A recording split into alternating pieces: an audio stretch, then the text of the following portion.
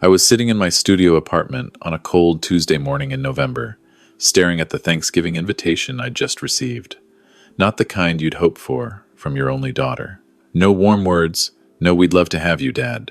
Just a text message that read, "Thanksgiving at the club this year. $85 per plate.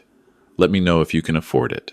My daughter Jessica and her husband Marcus had been treating me like this for 3 years now. Ever since my wife Catherine passed away from cancer, leaving me alone in this modest place in normal San Diego neighborhood.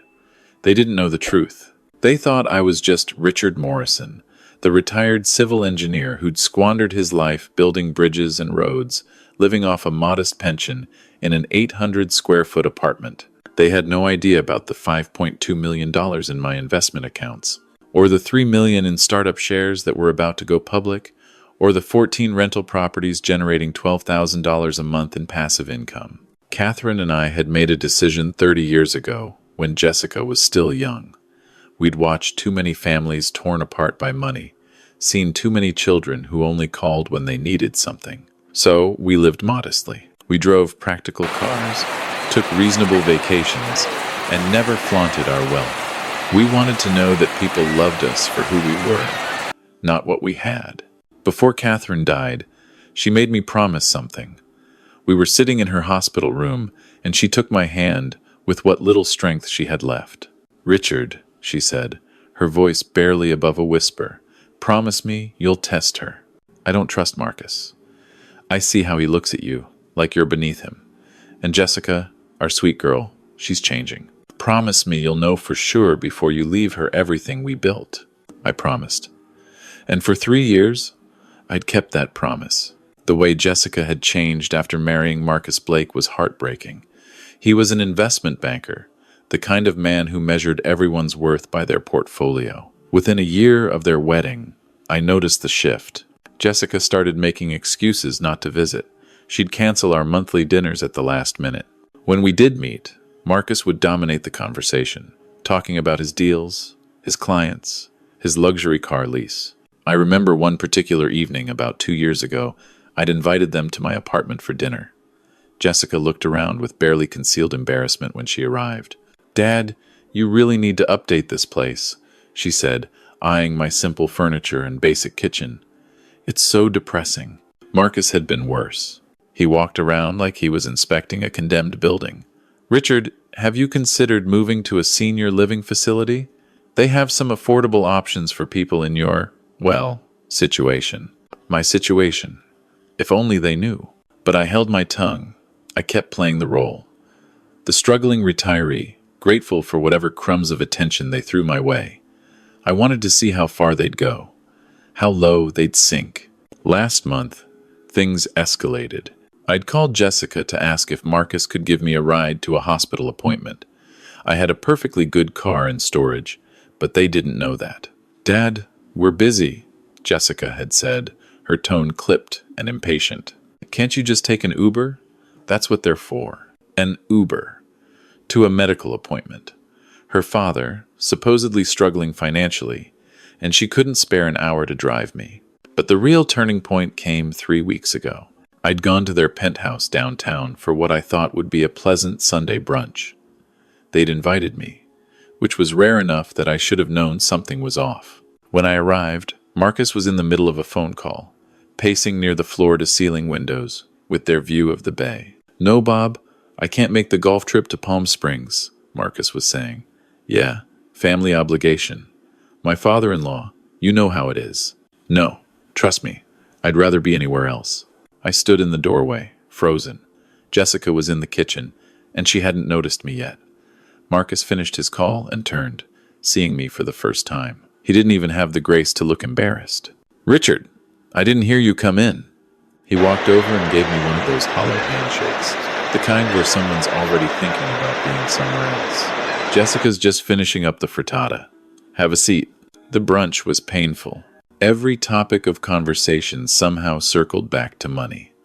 Their upcoming trip to Banff, which cost more than most people's monthly salary. The new Tesla Marcus was considering. Their investment portfolio that was finally breaking 7 figures. 7 figures! I almost laughed. They were so proud of their success, their wealth, their status. They had no idea that their portfolio was pocket change compared to what I'd built over 4 decades of careful investing. But then, as I was getting ready to leave, I heard something that changed everything. I'd gone to use the bathroom, and on my way back, I heard Jessica on the phone in their bedroom. The door was slightly open, and her voice carried clearly. "I know, Sarah. I know," she was saying. "It's just so frustrating. Every month, he's asking for something. Can you give me a ride? Can you help with this? Can you help with that? And Marcus is right. He should have saved better. He had his whole life to plan for retirement. I can't be expected to support him now." There was a pause as her friend responded. "Honestly?" Jessica laughed, but it was a cold sound. "Part of me just wishes he'd hurry up and die so we could finally get the inheritance and be done with it. I know that sounds terrible, but Sarah, you don't understand. He's like this weight around my neck. Every time I see him in that depressing apartment wearing those old clothes, it just reminds me of where I came from. Marcus's family has money, real money. And then there's my dad, the struggling engineer." I stood there in the hallway, my hand on the wall to steady myself. My own daughter, wishing I was dead, so she could get an inheritance she thought didn't exist. That's when I knew. Catherine had been right. It was time for the real test. I left without saying goodbye. Over the next week, I carefully planned everything with my attorney, Jonathan Kim. Jonathan had been handling my affairs for 20 years. He knew every detail of my financial situation, and he understood what I was about to do. "Are you absolutely sure about this, Richard?" he asked me during our meeting in his office. "There's no coming back from this kind of test. I heard my daughter wish for my death, Jonathan. I think I need to know exactly who she is before I leave her anything." He nodded slowly. "All right, let's go over the plan." The plan was simple but devastating. I was going to fake a serious illness, not cancer, that felt too close to how Catherine died, but something expensive, something that would require significant medical bills, something that would test whether Jessica loved me or just wanted my imagined inheritance. 2 weeks later, I called Jessica. I made my voice sound weak, tired. "Sweetheart, I need to talk to you about something. Can you come over?" To my surprise, she agreed. Maybe the urgency in my voice worried her. Or maybe Marcus pushed her to check on the inheritance situation. She arrived the next evening, and I'd set the stage carefully. I had medical pamphlets on the table, a bottle of prescription medication, empty and turned, so the label showed. I'd even borrowed a walker from a neighbor and left it by the door. "Dad!" Jessica's eyes went wide when she saw the walker. "What's going on?" I gestured for her to sit down. "Jessica, I need to be honest with you. I've been diagnosed with a serious heart condition. The doctors say I need surgery, but even with Medicare, the costs are substantial. I'm looking at about $40,000 in out-of-pocket expenses." I watched her face carefully. For just a moment, just a split second, I saw something flash in her eyes. Not concern, not worry. It was calculation. $40,000? She repeated. "Dad, that's a lot of money. Do you have savings?" "Some," I said carefully. "But you know how it is. The apartment, the bills, everything adds up. I was hoping maybe you and Marcus might be able to help. Not all of it, but maybe a few thousand to help me get started with the treatments." Jessica sat back in her chair. She looked at the medical pamphlets, at me, at the walker. "Dad, I don't know what to say. That's a huge amount. Marcus and I, we have our own expenses. The penthouse, the car payments, our lifestyle. We're not exactly swimming in extra cash." "I understand," I said quietly. "I just thought, since you're my only child, since your mother and I helped you through law school." "That was different," Jessica interrupted. "That was an investment in my future. This is just throwing money at a medical system that's going to take and take and take. Dad, have you considered that maybe this is just nature taking its course?" I felt something cold settle in my chest. "Nature taking its course? I don't mean it like that," she said quickly. But I could see she absolutely meant it like that. "I just mean, you're 65 years old. You've had a good life. Maybe expensive surgery isn't the answer. Maybe you should focus on quality of life with whatever time you have left. Whatever time I have left. I see, I said. So you won't help? Jessica stood up, clearly uncomfortable now. Dad, I need to talk to Marcus about this. It's a big ask. I'll call you, okay? She didn't call, but a week later, Marcus did. Richard, Jessica told me about your situation. His voice was brisk, businesslike. Look, I'm going to be straight with you. We can't afford to help with this medical situation, but I want you to know. We've been talking, and when the time comes, we'll make sure you have a dignified funeral. We'll handle all those arrangements, and we'll make sure any remaining debts are settled from whatever estate you leave behind. Any remaining debts. From whatever estate I leave behind. They were already planning for my death. Already thinking about what they'd inherit from the humble studio apartment and the supposedly meager savings of a retired civil engineer. I appreciate that, Marcus, I said, my voice carefully neutral. I'm sure whatever I leave behind will help cover things. Exactly, Marcus said, and I could hear the relief in his voice. We'll take care of everything. You just focus on your health. Well, as best you can. After I hung up, I sat in my apartment for a long time. The same apartment where Catherine and I had lived modestly while our investments grew. The same apartment where we'd laughed about our secret wealth, about the life we were building for our daughter. Catherine would have been heartbroken, but she also would have understood why this test was necessary. The next morning, I called Jonathan Kim. It's time to move forward with the new will. You're sure? He asked one more time. I'm sure.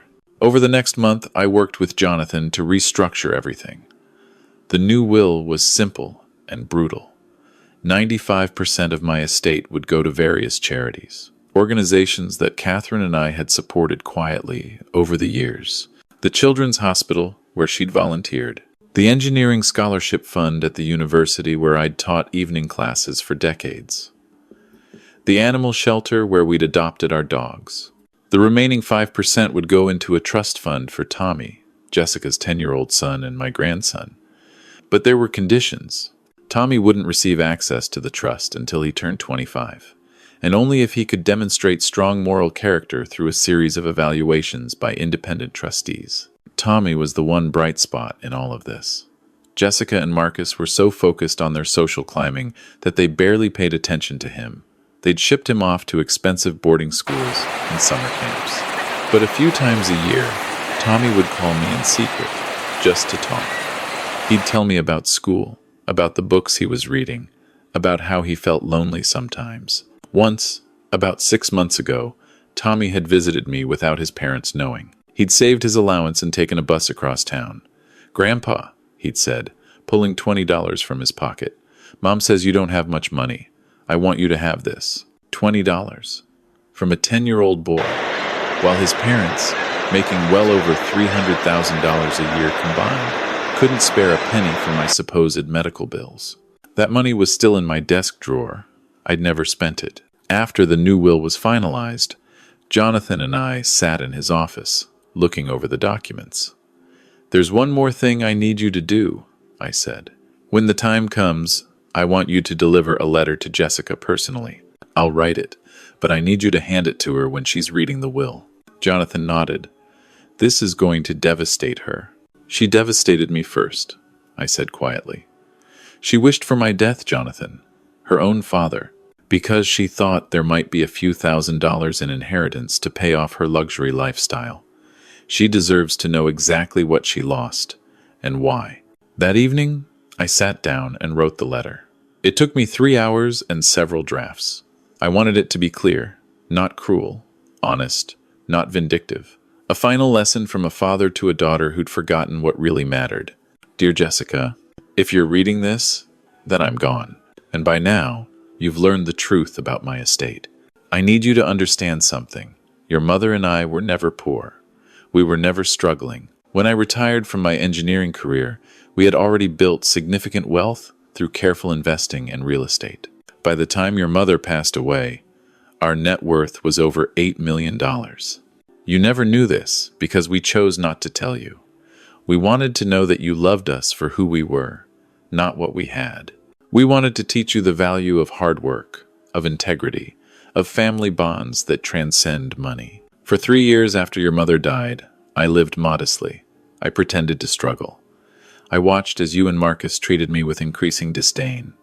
I listened as you made excuses not to see me. I felt the sting when you refused to give me a ride to a medical appointment. But the real test came when I told you I was sick. When I asked for help with medical bills, you refused. Marcus talked about planning my funeral and settling my debts. And you, my daughter, told your friend that you wished I would hurry up and die so you could collect an inheritance you thought didn't exist. I heard you say that, Jessica. I was standing in your hallway, and I heard every word. I want you to know that I didn't do this out of anger. I did it out of love, the love a father has for his daughter, even when she's lost her way. I hope that someday you'll understand that the greatest inheritance I could give you isn't money. It's a lesson. Money doesn't change people. It reveals who they've been all along. 95% of the estate your mother and I built has gone to organizations that make the world better. The Children's Hospital, the Engineering Scholarship Fund, the Animal Shelter, places where compassion still matters more than cash. The remaining 5% is held in trust for Tommy, not for you. For my grandson, who once gave me $20 from his allowance because he thought I needed it. Who calls me just to talk, not to ask for something. Who might, if we're lucky, grow up to understand what you've forgotten. That character matters more than bank accounts. Tommy will receive his inheritance when he turns 25, provided he demonstrates the kind of person his grandmother and I hoped you would become. You are still my daughter, Jessica. I still love you. But love doesn't mean leaving you money you didn't earn and don't deserve.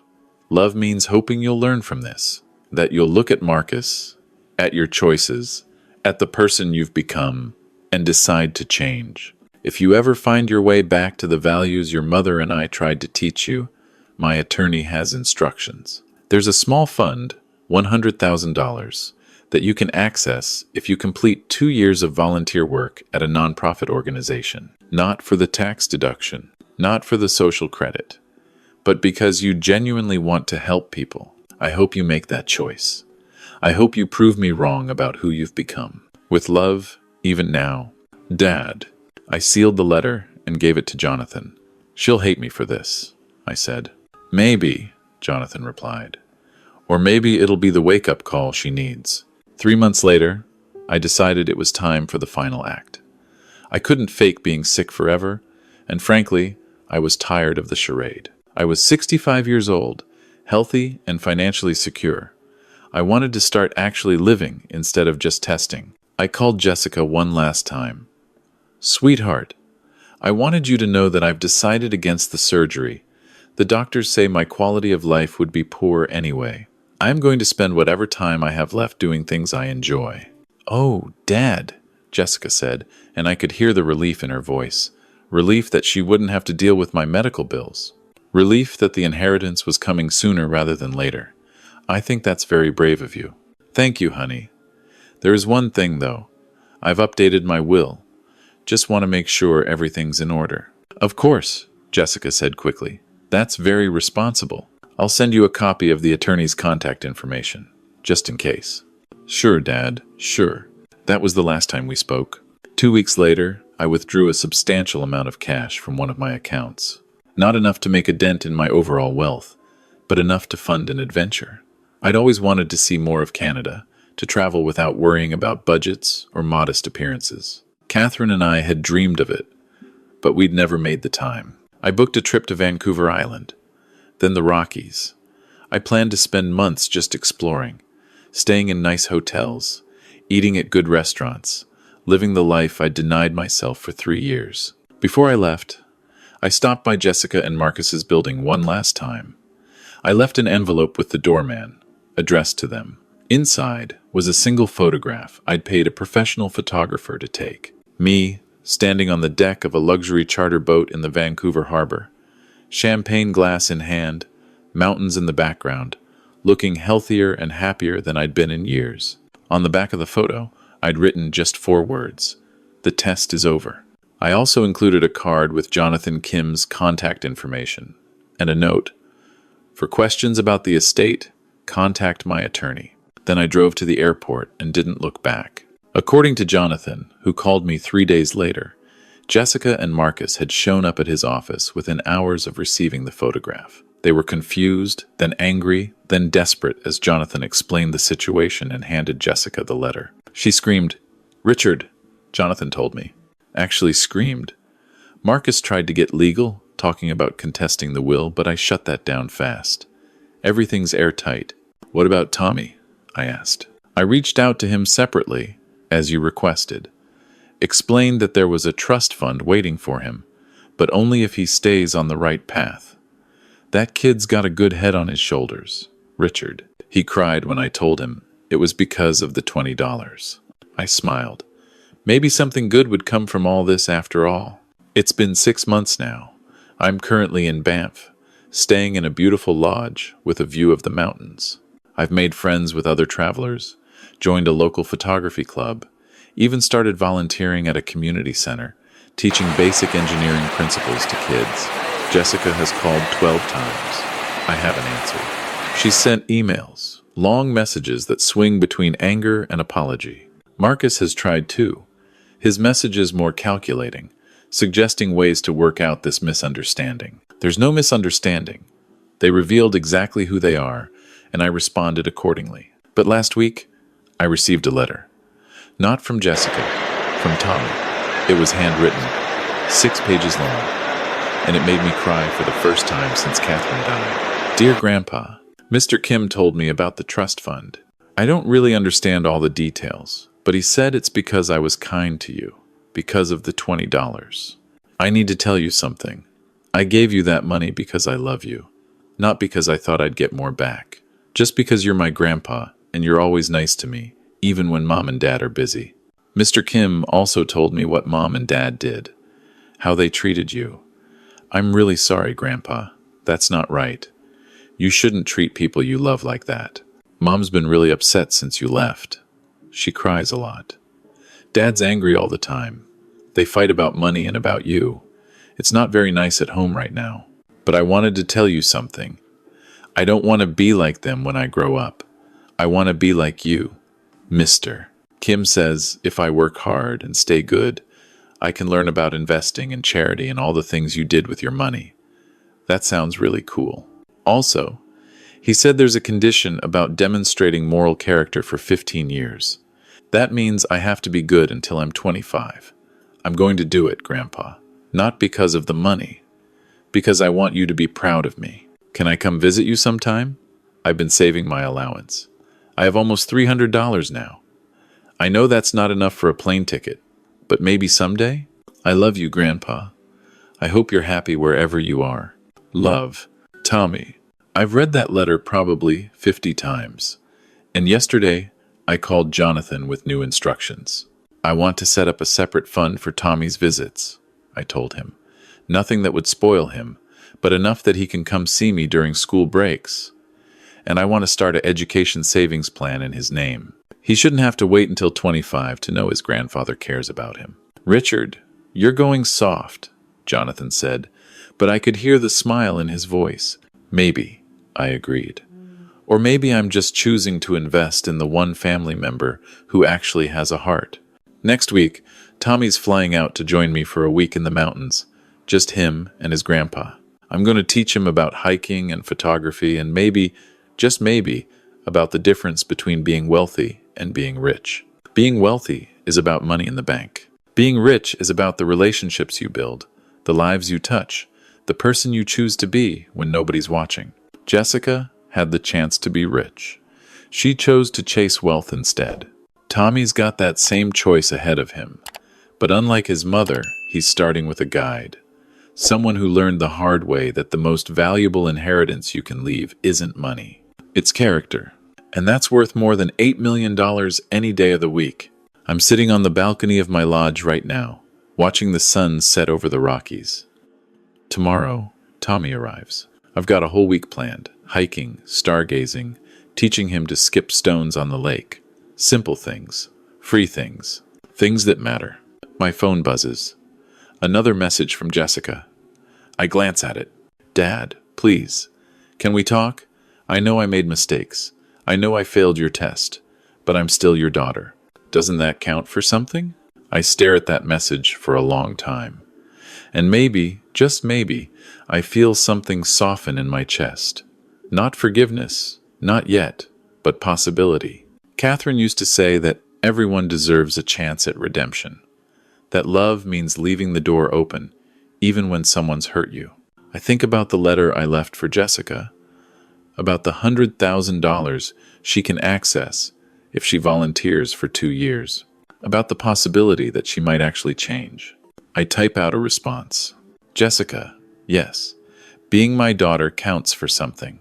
It means I left you an opportunity to prove you're more than your worst choices. Read the letter again. Really read it. The door isn't locked, but you have to choose to walk through it. I hit send.